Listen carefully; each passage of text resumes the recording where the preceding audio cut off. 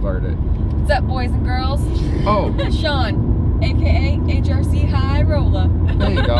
Well, on YouTube it's High Roll 1969. Oh, sorry. So, anyways, the other day, and I have my daughter here and her two awesome friends and Alexa. So the other day, there was a question that came across Facebook, and it like really struck a memory with me. And that was, what is something that you remember as a kid about family dinners? So let me tell you about my experiences as a kid about my family dinners. And the reason why that I decided to get everybody all together, Alexa and Savannah, is because I think that they should know like this side of me, this part of me, as well as throwing this into YouTube. So I'm going to try to make this video kind of quick. So I remember when I was a kid, first of all, my grandfather used to scare the shit out of me with lobsters. He used to take the lobsters, be like, he'd be like, ah! I used to like cry to my mom. My mom and dad used to laugh at me, and they thought it was hilarious because they're sick, twisted people. So that was like always kind of cool. But I got to tell you, like 2 days in advance, okay, like a Sunday dinner, 2 days in advance, my grandmother would cook anywhere between like for 100 to 150 people. Not even kidding. Why? Not even kidding, because we were old school Italians, living over in Astoria, Queens. The whole entire neighborhood was Italians, okay? Not only that, but when people came, okay, they came from like all 5 boroughs, okay? Now the people, focus! Now the people that came to the dinner table were not your normal typical people. The people that came to the dinner table were like all heads of the Mafia families in the area. Mafia families? Mafia. Their bodyguards used to surround the blocks. They used to stand on the rooftops. I remember it as a kid, like really well. They all had bodyguards. They would pull up and stretch limousines, all for dinner. They come wearing suits, and everybody used to eat because my grandmother would slice the garlic so thin it would liquefy inside the sauce.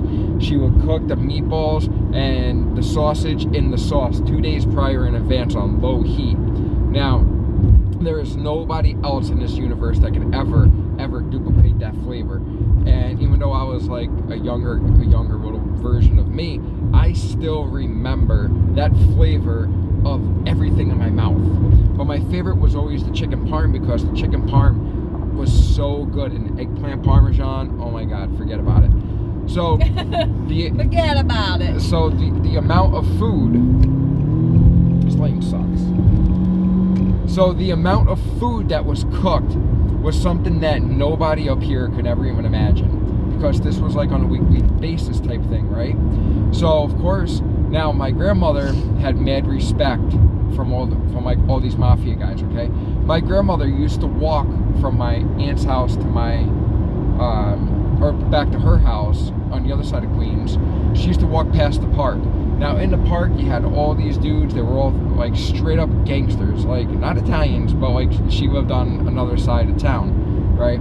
So they were just like all thugs. They were always in trouble. The cops were always harassing them. They were always drug dealing. They were always doing like really bad things. My grandmother, like 70-something years old, would walk past these dudes, and they would say, "Hello, Jenny. Hello, Mrs. Marcano.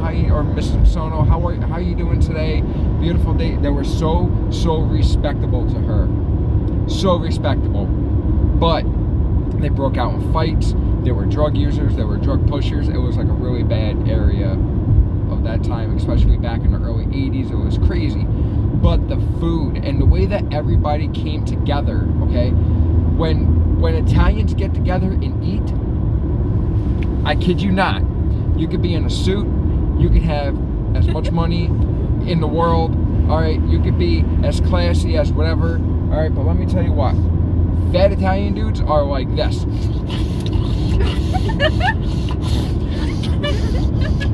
Yo, Paulie, need a fucking meatball. Come on, the fucking cheese too. Oh, that's a pencil. Like, I'm not even shitting you. You gotta watch your hands, because they'll grab your hand and eat your hand. they don't even pay attention to like what they're doing or what they're eating, and I'm not even joking. So usually it would also be like if it was a Friday feast, 7 different types of fish. So like you had your garamad, you had your Salmon? no salmon. We had calamari, shrimp, escargot. I don't know. It was just like 7 different types of like weird, like wacky fish, like squid and like like octopus, crazy shit like that. But it was like really, really good. So at the time, it was a rule, and you know what that rule was at the dinner table? No guns allowed and no bullshit. No bullshit and no guns. Mafia people. Yeah. So there was like at one point in time where the Gambino crime family was not getting along with the other crime families, and everybody was mad because they started dealing drugs and blah blah, and they had a moral code about doing drugs. They'll shoot you in the head, but just don't sell drugs. Gotta have morals. Alright? So now the thing is with that was like a lot of these guys that would come to the dinner table were made men. And I'm not even kidding you guys. This was the people that were FBI's America's Most Wanted list. Okay? So it was like the one day of the week where the FBI did not show up. They didn't follow, they didn't track, they didn't do nothing because the FBI had like that. There's a speed trap ahead. Good to know. I see it. Do you see it? Yes, you do. So, Got a merge anyway. alright. So at that point in time, like you had like all these made men, and no matter like what war was happening or like no matter whatever like bullshit disagreements that everybody had, alright, everybody came together peacefully. And that was all that had ever even mattered, was the fact that everybody came together peacefully as family. And at that like very moment, it was united. Now like this like really like touched my heart because I'm thinking about the food, I'm thinking about my grandmother and my grandfather and my family and everybody, you know. So just the flavor it just will never ever be replicated for like the rest of my life. That's turkey. Was injured. Nobody ever in time right now can ever duplicate that flavor. They don't make meat the same way that they used to. Nobody takes the pride in the cook. Nobody even takes pride to even sit together at a dinner table anymore. So, like, that's why that I am the way that I am. And that's where I came from. And I wanted to put this out because, like, what was, like, what was, like, one of your favorite memories of Sunday dinners? Did you have them? I didn't even have Sunday dinners. Savannah, what about you? See, families used to come together, and it used to be multiple families used to come together, and everybody used to be like super close on Sunday. My family's forced to eat together. By Monday, really? Yeah. Nice. Yeah. That's Yeah, cool. Like twice, 2 times a month, our whole family has to get together and eat together. Nice. See, now that's a good tradition. All our Mexican food. Like what? What do you got? My fajitas, we had tacos, burritos, enchiladas, Oh, rice and beans. That sounds really yellow good. rice and beans? Yup. Yep, yellow rice and Oh, and beans. we also have Spanish rice. Oh, like the multicolored Spanish rice. Oh man, Olivia loves that stuff. Cilantro, tomatoes, onions, peppers all mixed in. Damn it. Have you ever had paella? Yep. It's so good. Yep. We just keep on bouncing in this lane, huh? So my point is that today the reason why the world is so messed up is because people lost that value. Alright? And I'll tell you what, like if you were a kid, alright, if you were a kid and you got out of line, especially if you were an Italian kid, you got your ass beat with a wooden spoon. There was no holding back. There was no, oh, I'm gonna go cry to CPS. I have my right. There was none of that. But you know what though? I'm not crying about things. I'm not standing on the street corner with a sign in my hand crying about this or crying about that or being loud or being like, granted the fact that everybody has the right to protest, but I'll tell you what, my generation's not a bunch of baby cries. Right. You know, and the reason is because of the sense of entitlement. And I wish that people would get religion back in their lives. I wish people would get family value back in their lives. And that's why that question that came to me was such a big question. and all these memories were flying back at me. Like, you know, I can remember like 2 blocks, not even kidding you, 2 blocks of black stretch limos. You thought it was a freaking funeral. Nope, just dinner with grandma. Not even kidding you. Yeah, and you know what? Everybody pitched in. Everybody tried to do like a little bit of something. Sometimes people brought a plate.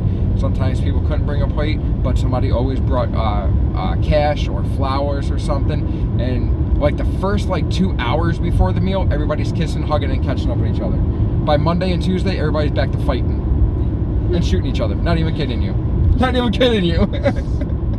So that's where I come from. And you know, sometimes like even like I myself like lost touch of that because my family only gets together during holidays. But you know what, maybe it's time for that to change. Maybe like, you know, I mean like we do a lot of like family picnic stuff and everybody comes over during the summertime, but you know, maybe like a nice like Sunday dinner wouldn't be a bad idea That again.